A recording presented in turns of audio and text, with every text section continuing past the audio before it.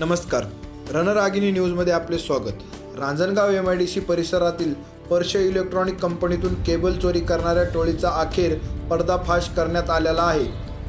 Ranjangaon MIDC येथे घडलेल्या या चोरी प्रकरणी पोलिसांनी 4 आरोपींना अटक केली असून त्यांच्या ताब्यातून तब्बल 18 लाख रुपयांचा मुद्देमाल जप्त करण्यात आला।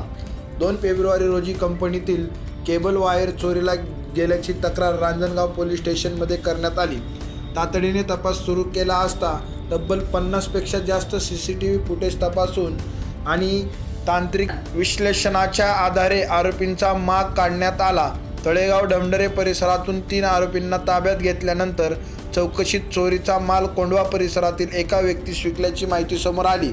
त्यानंतर 4थ्या आरोपीला अटक करून चोरीचा माल आणि 2 मोटरसायकली असा मुद्देमाल जप्त करण्यात आला।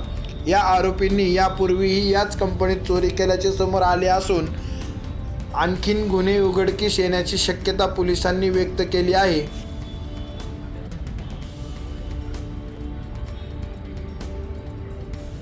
अशाच ताज्या बातम्या पाहण्यासाठी आमचे रणरागिणी न्यूज चॅनल सबस्क्राईब व शेअर करा।